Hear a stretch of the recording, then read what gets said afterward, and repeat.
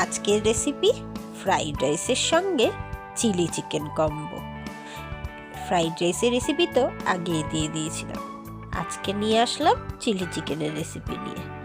তো চলুন, প্রথমেই কিছুটা টুকরো করে রাখা সলিড আর একটু হাড়যুক্ত মাংস নিয়ে তার মধ্যে পরিমাণ মতো নুন, গোলমরিচের গুঁড়ো, আদা রসুনের পেস্ট, একটুখানি ভিনিগার, কিছুটা চিলি সস আর কিছুটা সয়া সস দিয়ে সঙ্গে একটা ডিম ফাটিয়ে দিয়ে দিলাম।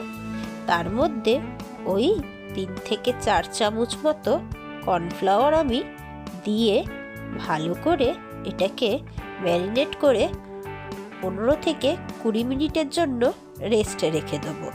তাহলে চলুন এটাকে ম্যারিনেট করে এখন রেস্টে রেখে দিই। এবারে কড়াইটা গরম করে তার মধ্যে কিছুটা সাদা তেল নিয়ে নিলাম পকোড়াগুলোকে ভেজে নেওয়ার জন্য।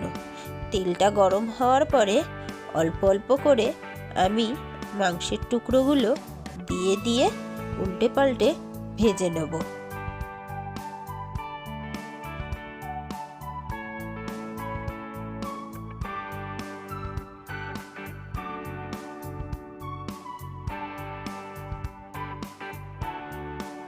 পকোড়াগুলো যখন 80% সিদ্ধ হয়ে যাবে তখন আমি একে একে তুলে রেখে দেবো।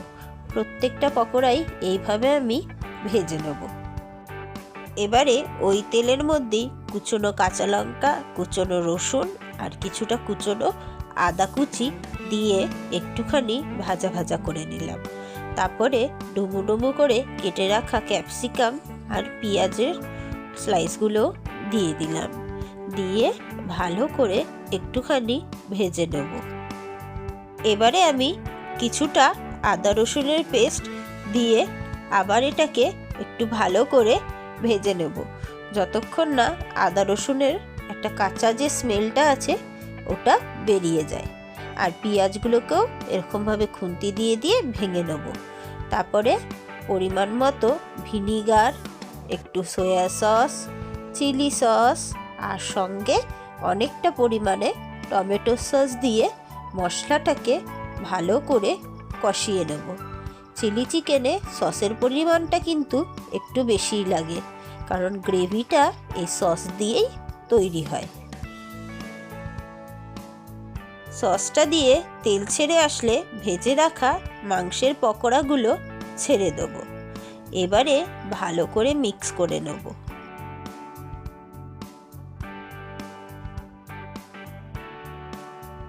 ভালোভাবে মিক্সড হওয়ার পরে কর্নফ্লাওয়ারে গুলে রাখা জলটাকে আমি এর মধ্যে দিয়ে দেব। এখানে আমি সামান্য জলে 2 চামচ কর্নফ্লাওয়ারকে গুলে নিয়েছিলাম। ভালো করে এটাকে এবারে মিক্স করে নেব। কর্নফ্লাওয়ারের জলটা দেওয়ার পরে কিন্তু ভালো করে নাড়াচাড়া করতে হবে। এখানে আমি গ্রেভির জন্য কিছুটা গরম জলও ইউজ করেছিলাম। সেটা ভালো করে ফুটে আসার পরে আমি এখানে কিছুটা চিনি দিয়ে দিলাম। আপনারা চিনির বদলে মধুও ইউজ করতে পারেন। আমার চিলি চিকেন কিন্তু রেডি।